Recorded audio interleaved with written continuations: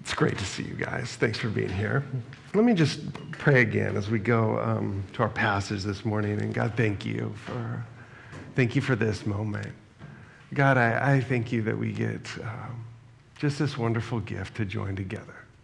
God, let us not take that for granted. Thank you for being here in our midst. Give us eyes to see and ears to hear. And we pray this in Jesus' name. Amen. All right, so question starting off. I know I usually end with questions, and I'll do that again. But we're going to start with a question. Your house is on fire. You get everybody out. You have a chance to run back in and grab like one last thing. What do you grab? I'm sure those were all very meaningful answers. It was kind of a mumble. But it's an interesting question, isn't it? My hunch is that you're going back for something that's irreplaceable, right? I mean, maybe you're not. Maybe you're going straight for the cash hoard that you've got under your mattress, which I get it. But in a moment like that, right, that thing that you cannot replace, that thing has a different sort of weight or value to it. It's not just worth something, it's treasured, right? And all of us, I think, if we think about our lives, have probably a sort of ordering of things that we treasure. But our treasures are not just possessions. They're things that are filled with deep meaning, deep value. I brought in a couple props today, but it's me that's making that noise. I apologize. But this is a bottle of bourbon. Now, it's a bottle of Pappy Van Winkle's bourbon. Anybody know the story behind this company? I mean, super rare, hard to get. They had a fire, so that affected a lot of things. And it takes 20 years for this one, 23 for like the really good one.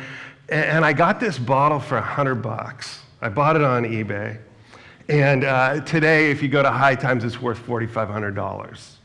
Or at least that's what they're selling it for, right? And every once in a while, somebody sees this and goes, oh man, like what do you do? Like, do you just take a little sip on, like special occasions? And I go, oh no, it's empty.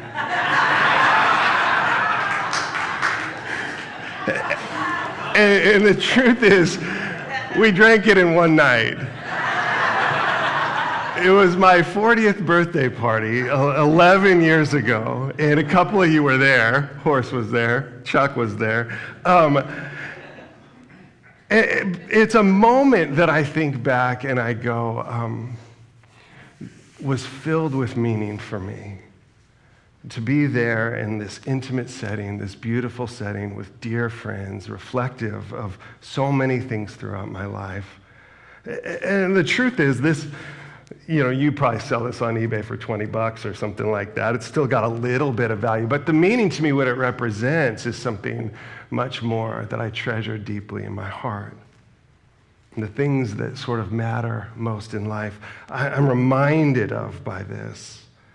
And while it may be nice to have a full bottle here that I could, think about maybe drinking one day or something like that, the experience, right? It's the experiences that we treasure and the texture of those experiences, the deep joy that comes in these moments of life. And learning to see our life through this sort of lens, to me, is one of the things that Jesus is there to do. I think so often we think of the gospel as like some good news for someday, when in fact I think Jesus was teaching us how to live right now. And the phrase that he uses, which is just so beautifully put, is to live life, to have life, and to have it abundantly. And I think that Jesus so often looked with a sense of heartbreak at the lack of life that he saw around him. And I wonder if today, as we look at our own lives, if we might be gently reminded that too often the way that we live is actually quenching the life, quenching the gospel. That we're choosing other things instead of the deep joy that is offered us. And part of it is simply that we just don't see it around us. Anytime I travel, I try to travel in the philosophy of Anthony Bourdain. Do you know this? And he was this guy who just taught this kind of radical diving in wherever you went. Like, here's a classic Anthony Bourdain quote. He says, "Do we really want to travel in hermetically sealed Pope-mobiles through the rural provinces of France, Mexico, and the Far East, eating only in Hard Rock cafes and McDonald's? Or do we want to eat without fear, tearing into the local stew, the humble taqueria's mystery meat, the sincerely offered gift of a lightly grilled fish head?"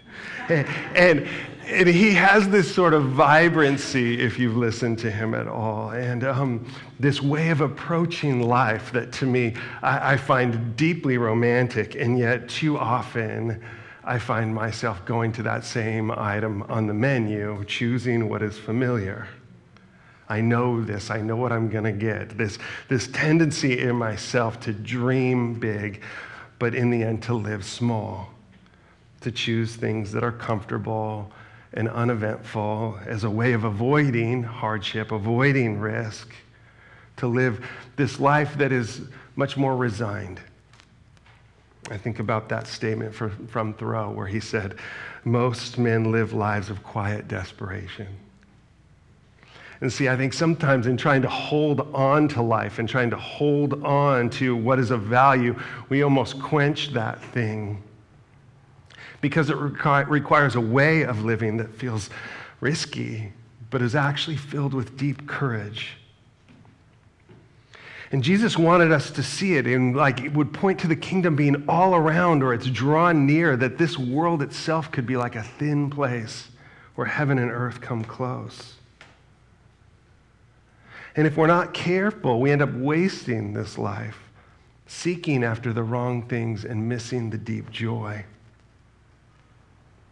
I think about that statement from Joseph Campbell that you've probably all heard, to follow your bliss, right? But the truth is, Jesus said something very similar to that, tied to this idea of joy, and not just joy as like some sort of version of happiness, but a sense of like meaning, value, depth, all coming together, a way of almost peering beyond the curtain and seeing the things that really matter. Not just the things that are here today and gone tomorrow, but the things that will remain even into eternity. And we've been talking about parables these last few Sundays as ways of disrupting us from our sort of bias and comfortability, helping us see this through this like kingdom lens. And the parables are disruptors for our own heart where we're stuck, to get us moving and back into the flow of the kingdom. So in Matthew 13, Jesus is going to teach once again a couple parables back to back, these small little glimpses or windows, and these are going to be familiar. But hopefully today, as we kind of digest these together, we find ourselves getting a fresh glimpse. And in Matthew 13:44, Jesus says, "The kingdom of heaven is like a treasure hidden in a field, which a man found and covered up. Then in his joy he goes and sells all that he has and buys that field." What is the kingdom like? It's like a hidden treasure. And I love this idea. It's there. It's there for those who see it. And I've taught on this passage before, and you know that, the last time I talked about this TV show, The Detectorists on the BBC. Anybody seen this? Right, it's quirky and weird, but the Detectorists is about this metal detecting club over in England, and they're just the most oddball guys, right? Andy and Lance are these two like goofy friends that are out there in these fields like looking for treasure, finding like matchbox cars and like bottle tops, but they've got this deep hunger that someday they're going to find Roman gold. And so they spend all their time walking through this, and this is the point of the show, this beautiful landscape all around, looking for this treasure, when really here they are in the midst of a world that is glorious and beautiful. But this idea of treasure seeking, right? There's something youthful about that. There's something even seemingly naive, and yet something that I think that Jesus is going, no, hold on to that. right? There's treasure there, but you got to go find it. And I guess what I'm getting at is that I think that God is the one who hides it. He hides it because he wants us to seek after it. And for whatever reason, there's part of the mystery in that as well. That he wants us to go looking and to search after it. He says, those who seek after me will find me if they search with their whole heart. It's there for us. But it requires a shift in pace, a slowing down, a pausing to go digging around. Where's the kingdom hidden? In Matthew 11:25, Jesus prays this. He says, I thank you, Father, Lord of heaven and earth, that you've hidden these things from the wise and learned and revealed them to babies. And this is the same word, hidden. It appears every once in a while through Scripture, but selectively. But isn't it interesting? It is hidden from like the intelligentsia and the elite. And that's not a slam on intelligence, right? But to go that sort of posture of having it all figured out. And instead, the kingdom is there for this curiosity. I always think of my little girl, Lila, was just the queen of hide and seek. And I have this Facebook memory that pops up of her where she's sitting on this chair and she's hiding from me. And she's got this massive pillow that covers her whole tiny little body, except her little feet are sticking out at the bottom. And in the picture, what's so brilliant about it is her toes are curled, you know? Like you just see her like, he'll never find me, right? And the joy of this. And we tend to lose that as we go through life. But I think the fact is we don't have to. Speaking of intelligent people, Einstein's attributed as saying there's two ways to live your life. One is as though nothing is a miracle. And the other is as though everything is a miracle. Nan Luke sent me a link of this. You guys familiar, like all the nerds out there. Tuesday, we get photos from the Webb telescope. Anybody else? Yeah. All right, a couple of you. This is like going to take the Hubble and like, right? Hubble's old news on Tuesday. We're going to get images of the universe that we've never seen before and are like in anticipation of and listening to the astronomers that have gotten the first glimpses, and they're all like, oh, right? There's this awe and this reverence around this. And that, to me, I think that sort of hunger to see further, to know more, this is what Jesus is saying. He's like, yes, cultivate that in your hearts. That's good soil. That we need to crave more than just information. We're looking for beauty and meaning, the things of deep value. These are the treasures.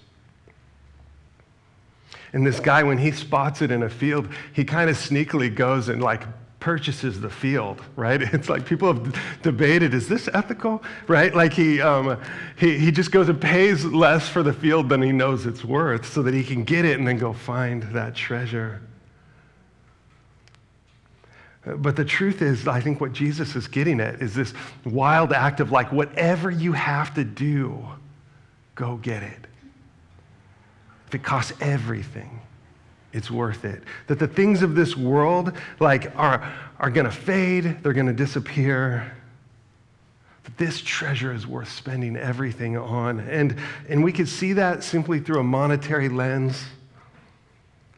But my hunch is the real treasure costs us more than our money, costs us more than our time. It costs us like our ego, this selfishness, self-protectiveness, self-obsession that is constantly getting in the way of the kingdom. And Dietrich Bonhoeffer, he says this in he's got this wonderful book called The Cost of Discipleship, which, he talks about cheap grace versus costly grace, and it's highly convicting. But he says this: earthly goods are given to be used, not to be collected. In the wilderness, God gave Israel the manna every day, and they had no need to worry about food and drink. Indeed, if they kept any of the manna over until the next day, it went bad. In the same way, the disciple must receive his portion from God every day. If he stores it up as permanent possession, he spoils not only the gift, but himself as well. For he sets his heart on accumulated wealth and makes it a barrier between himself and God. Where our treasure is, there is our trust, our security, our consolation, and our God. Hoarding is idolatry. And the truth is, most of us have so much stuff we don't know what to do with. Multiple storage units, right? The storage industry is billions of dollars in our country of stuff that we don't even look at, right? We've just stuck it away because we might need it someday. And the truth is, after we're gone, somebody's going to have to get rid of all that stuff, right? We hold on to so much stuff as if we possess it when, in fact, not only does it possess us, but it has this way of squeezing out our capacity to experience life. That the anxieties and the worries and the control and all of these things that we do to protect our ego have this way of diminishing our joy, our life, the abundance. And if you notice in this parable, it's joy that makes him go and spend everything. He's found this thing, and he's given himself completely to it. And this is the thing. Jesus isn't saying the kingdom is the treasure. He's saying it's this whole picture here. To enter into the kingdom is to give up everything we own for the thing of ultimate value. And we do it with joy. This is the sort of window we get into the kingdom. And sometimes we kind of work this sort of negotiation strategy, like how do I maximize joy and pleasure? How do I hold on to these two things at once? And I don't know if we get to really do that. Jesus, in fact, says that eventually one of these paths wins out. You cannot serve both. And think about that for a second, because I've been very mindful of this in the last few weeks as we've been going through this.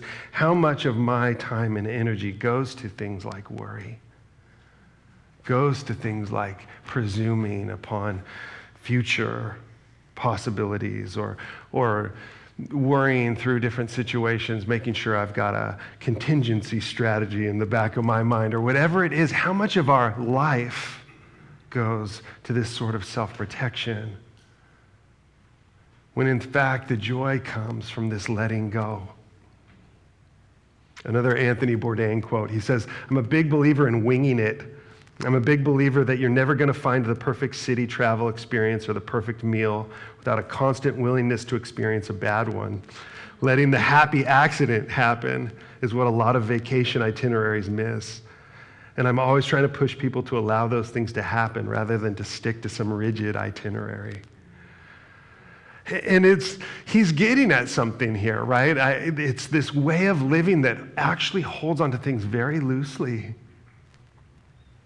That in that space, it allows us to notice and to see. Another little treasure that I brought is, this is my Camino passport. And I was so sad. It like downpoured and it got soaked with rain. And I was like, oh, it's ruined. And now I'm like, oh, I love that it's all like taped together. And I'm like, it's super special to me. It represents this experience of what we went through. And my favorite stamp of all is this one that's like off, it's like stamped onto these other ones because it's raining and we step into this little tiny chapel off to the side that's like 1,000 years old, and there's this little priest in there, and he's blind, of course, right? You're like, what is going on here? And you come in, and he blesses us, and then he goes to stamp my passport, and he misses it, right? He's like, help me out here, I'm blind, like, dunk. And you look at that, and you're like, oh, like this little burning bush moment, right?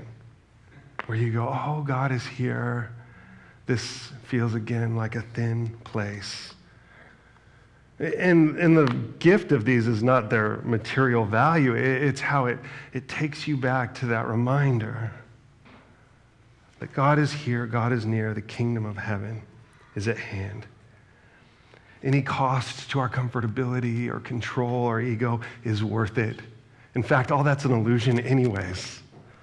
All of us live in this place of vulnerability and dependence for every breath. And the chasing after that kind of thing, it gives a false sense of control.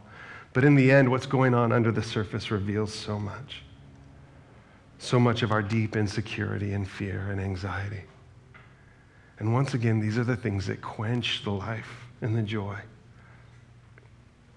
In the Sermon on the Mount, Jesus says, do not lay up for yourselves treasures on earth where moth and rust destroy, where thieves break in and steal, but lay up for yourself treasures in heaven, where neither moth nor rust destroys and where thieves do not break in and steal. For where your treasure is, there your heart will be also. The joy of the kingdom is one that we experience today, as well as one that goes with us after death. And these are the things that endure. And why? Because it's about your heart, which is the only thing that goes with you afterward. I've used this before, but I like C.S. Lewis says, you don't get to take one souvenir of hell with you. It all stays behind. But your heart is what goes, and that is your gift to God, and that's God's gift to you. Our second parable, Matthew 13, but the next two verses, 45 and 46. Again, the kingdom of heaven is like a merchant in search of fine pearls, who on finding one pearl of great value went and sold all that he had and bought it. You see the similarity here. All that you have. What is Jesus saying? You want the kingdom? You got to go all in, everything you have. But this time, rather than it being a little treasure seeker, it's somebody who is a merchant, probably somebody who deals with pearls. Somebody who's learned to spot the real value, to see the deep beauty. And I think that for all of us, this is something that we are challenged by Jesus here to cultivate, is an appreciation for the things that really matter. When I was hired here as a youth pastor forever ago, it was by Brad Coleman, who was an artist and an art teacher, and he used to take me with him when we'd go walk through museums, and he would actually walk through really fast. And I would walk with him, then he'd pause in front of this painting and go, is that a good portrait or a bad portrait? And I'd be like, what do I know, man? Like, you're the art critic here. You're the artist. You tell me. But he would go, no, Jeff, what do you think? And I'd go, yeah, I like that. And he's like, yeah, it's a good painting. Why do you like that? And I go, I don't know. And he goes, let me tell you why. And he would start like pointing out things about it. And you're like, oh my gosh, the layers of complexity, the things he was able to see that I wasn't able to see. And I loved that because I would notice certain things or certain dimensions, and then I would notice those things in other places. And see, I think that we do this, we study Jesus because not only is he brilliant in his wisdom and his teaching, but I think that Jesus models for us so often how to live a beautiful life. One of my favorite little glimpses into this is in Matthew 26, and it's a story I'm sure that many of you know. It says, now when Jesus was at Bethany in the house of Simon the leper, a woman came up to him with an alabaster flask of very expensive ointment, and she poured it on his head as he reclined at a table. And when the disciples saw it, they were indignant, saying, why this waste? For this could have been sold for a large sum and given to the poor.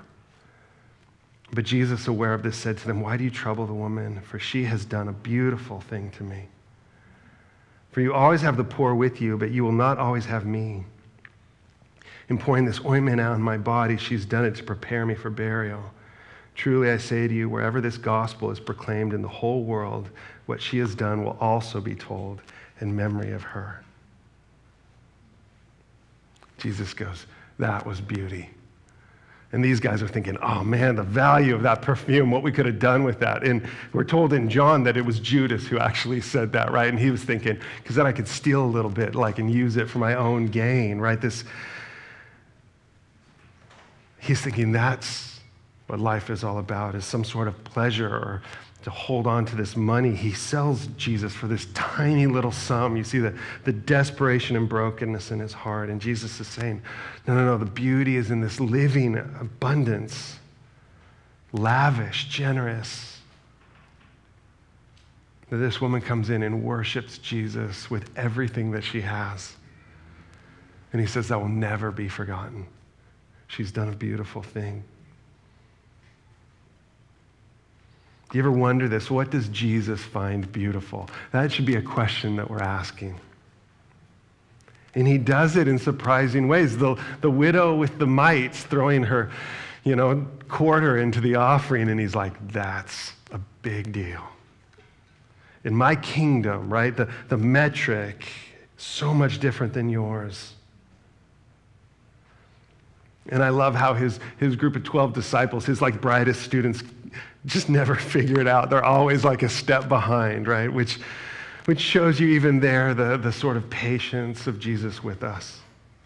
That he keeps presenting and presenting and presenting these moments, these glimpses, saying, those who have eyes to see and ears to hear, let them hear. What Jesus finds beautiful is generous and sacrificial acts of love and vulnerability and even brokenness. Remember our early parable with the Pharisee and the tax collector, and this wretched guy over here is begging for mercy. And this guy here is so proud of the fact that he's not like this other guy. And Jesus goes, that's beautiful. Like a broken and contrite heart. A heart that looks at the truth and sees it and weighs it in all its vulnerability. And we can learn to see this way too. And he's challenging us to notice the things that really matter. It's been said that Van Gogh only sold one painting in his whole life.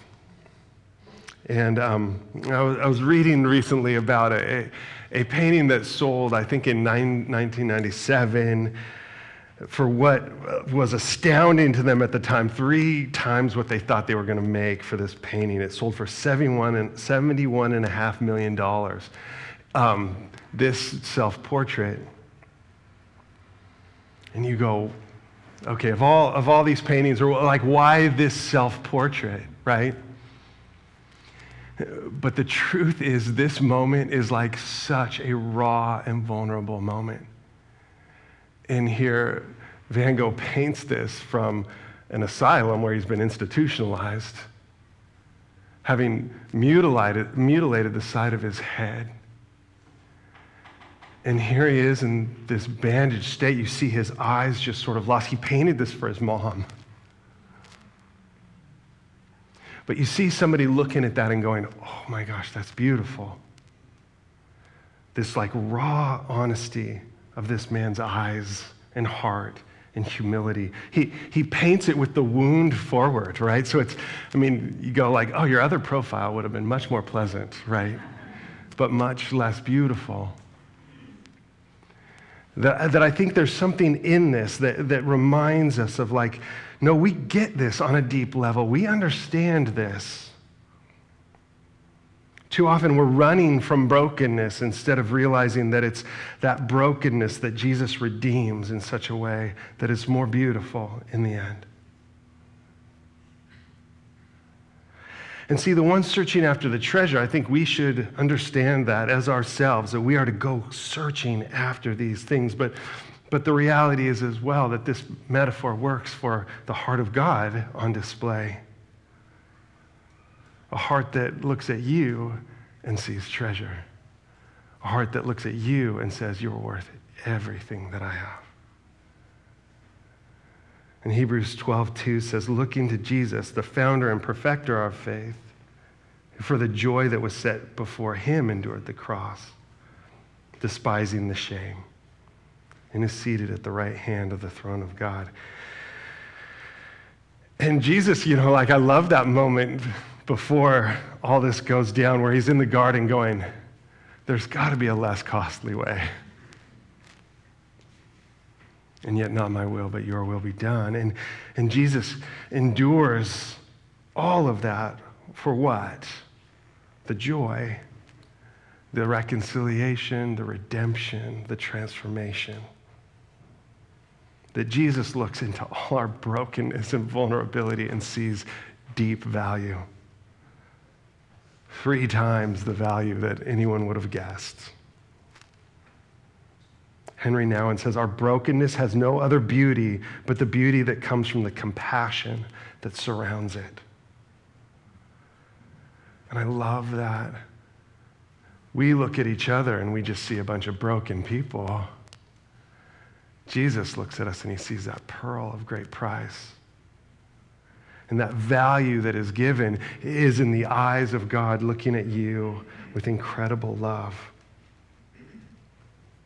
That what he sees is you drawn into himself in you, that's where the heart of joy is. That's the thing that all the pleasures in this world can never quite possess. And Jesus is saying it's actually all around you, you guys. You have to learn to see it. Learn to see the goodness and joy. Had a joyful time surfing with a couple of my friends yesterday morning, and the waves were terrible. But we were out there together, and I was riding Chuck's board, and I was having so much fun. And you're like, it's these little moments where something's happening, and you feel like Jesus is going like, oh, when you guys do that, I'm right in your midst.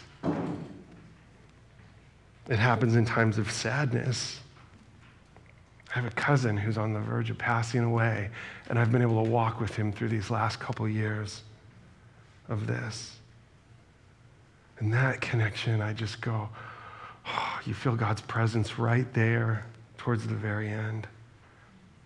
It's deeply sad and deeply beautiful. It happens in little quiet moments, little like smells of a good cup of coffee, and you're like, oh, thanks be to God, right? These little liturgical moments of life. And see, I think Jesus is saying, I'm talking about a whole new way of seeing your life, that you look through this lens of deep gratitude and you don't miss it. And this is what I find as that worry goes, as that fear gets replaced by something else. I feel so much more free. I feel free to just sit and savor the goodness. And when it says the gospel is here to set us free, I think that's so much of it. Free from ourselves, free from the baggage of our pride and our self-obsession, free from all that, so that all of a sudden now we have the space where we turn around and see the gift is in the self-denial and the joy of giving to others generously. This is how we bring the kingdom to earth. But in order to do it, we have to see it first. And God has this way of coming and bringing these little hints that lead us along the way. I've used this quote before, but I sure love it. Macrina Vertiker, I think is how you say her last name, Vitiker, who talks about it like breadcrumbs. She says, you live in a world of theophanies, which a theophany is just a visible manifestation of God. Holiness comes wrapped in the ordinary. They're burning bushes all around you. Every tree is full of angels. Hidden beauty is waiting in every crumb. Life wants to lead you from crumbs to angels, but this can happen only if you're willing to unwrap the ordinary by staying with it long enough to harvest its treasures. And I think for us, as we're going through this, I just want our eyes to become more and more open to this. Because when I see these little clues around me, I cannot help but feel like so known by God. These ways that he goes, Jeff, I just get you. And I love you. I delight in you. These quirky little things that like get all excited about telescopes in the space, right? Whatever these things are, you just sense this delight in God where he goes, oh, you're my child. I value you. I want my eyes to stay young and to continue to see, to notice these things, and then to spend my life giving every bit of what I've got to help others get a glimpse into that kingdom. Some questions. Number one, what are the desires in my life that are competing with the treasures of God's kingdom? Like Bonhoeffer told us, these are idols. How am I mistaking a worldly metric for a kingdom metric? How do I measure beauty through that lens of God's kingdom? Number 2, what are the distractions that keep me from discovering the true treasures? How are my own fake pearls preventing me from seeking after the heavenly treasure? All these things that we collect, and God's going, oh, that's not the thing. That's not the thing. You can let that go. I have a friend who says, get rid of everything in your house that doesn't have some sort of story or meaning to it, right? All the stuff that clutters the space. And number 3, are you noticing any breadcrumbs in your life? And where might God be leading you? Is there anything keeping you from following after them? I think he would tell you, it's worth it. Come find me. Those who find me will certainly find me if they seek with their whole heart. I know we're late, but I thought as a closing, I would just read a poem called The Bright Field by R.S. Thomas that you've heard me read before, but to me captures this. And I want to say it as a prayer over us today. He writes this, he says, I've seen the sun break through to illuminate a small field for a while and gone my way and forgotten it. But that was the pearl of great price, the one field that had treasure in it. I realize now that I must give all that I have to possess it. Life is not hurrying on to a receding future, nor hankering after an imagined past. It's a turning aside like Moses to the miracle of the lit bush, to a brightness that seemed as transitory as your youth once, but is the eternity that awaits you. Would you stand with me? This week, may you have eyes to see the burning bush. Pray that God will bless you and keep you, that he'll make his face shine on you and be gracious to you, and that he'll lift up his countenance on you and give you peace. God bless you all. Thanks for being here.